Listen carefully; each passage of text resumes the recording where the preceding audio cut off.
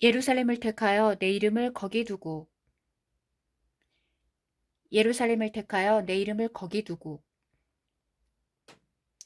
여러분 안녕하세요. 조금 전에 읽어드린 말씀은 역대하 6장입니다. 이 구절에서 하나님께서 예루살렘을 택하여서 하나님의 이름을 거기에 두신다고 하시는데, 이 구절이 신부와도 관련된 말씀이었습니다. 그 이유는 아가서에서 신부를 예루살렘에 비유하기 때문입니다. 아가서에서 신부를 예루살렘에 비유하기 때문에 이 구절이 신부와도 관련된 말씀이라는 것입니다. 하나님께서 예루살렘을 택하여서 하나님의 이름을 거기에 두시는 것처럼 마지막 때에 신부들을 택하여서 하나님의 이름을 거기에 두신다는 것입니다. 그리고 이 말씀이 계시록에서 성취된다는 것입니다. 계시록 14장에 이마에 인침받은 첫 열매에 대해 쓰여 있는데, 첫 열매들 이마에 하나님과 어린 양의 이름이 쓰여 있다고 기록되어 있습니다. 인침받은 첫 열매 위에 하나님의 이름을 두셨다는 것입니다. 이렇게 신부들 위에 하나님의 이름을 두심으로써 역대하 6장 말씀이 다시 한번 성취된다는 것입니다. 할렐루야. 너무나도 놀랍고도 놀라우신 우리 하나님의 말씀과 그의 비밀한 경륜을 찬양하며 경배합니다. 이와 관련된 구절이 신명기에도 쓰여 있는데, 이렇게 하나님께서 예루살렘을 택하여서 하나님의 이름을 거기에 두신다는 이 구절이 신부와도 관련된 말씀이었습니다. 예루살렘을 택하여서 하나님의 이름을 거기에 두시는 것처럼 마지막 때에 신부들을 택하여서 하나님의 이름을 거기에 두신다는 것입니다.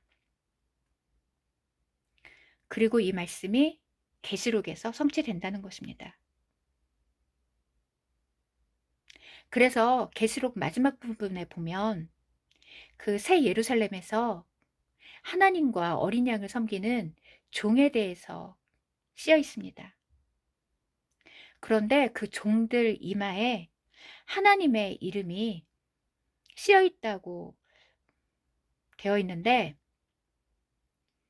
이 사람들이 바로 하나님이 택하셔서 그의 이름을 두신 신부들이라는 것입니다.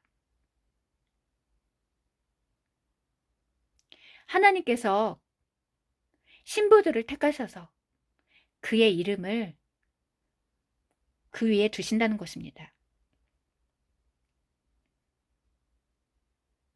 그런데 이와 관련된 말씀이 구약 곳곳에 쓰여 있다는 것입니다.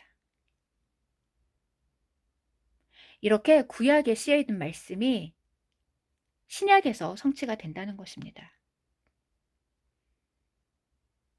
할렐루야. 너무나도 놀라우신 우리 하나님을 찬양하며 경배합니다. 그리고 역대하 6장 5절에 보면 하나님께서 하나님의 이름을 둘 만한 집을 건축하기 위해서 아무도 택하지 않으셨다가 나중에 다윗을 택하여서 이스라엘 백성을 다스리게 하셨다고 쓰여 있습니다. 그런데 이 구절에서 하나님의 이름을 둘 만한 집에 대해 쓰여 있습니다. 하나님의 이름을 둘 만한 집. 이것은 하나님의 이름을 두시기 위해서 집을 건축하셨다는 것입니다. 하나님의 이름을 두기 위해서 지으신 집. 하나님의 이름을 두기 위해서 지으신 집.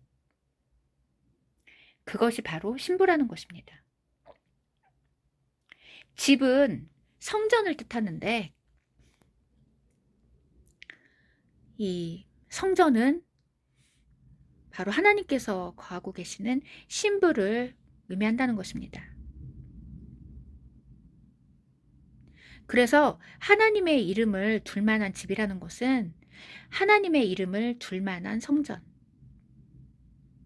하나님의 이름을 둘 만한 신부를 지으셨다는 것입니다.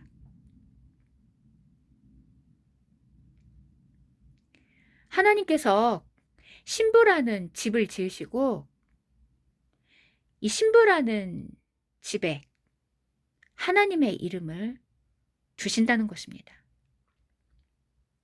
그리고 그들이 바로 첫 열매라는 것입니다. 그래서 첫 열매들 위에 하나님의 이름이 새겨져 있다는 것입니다.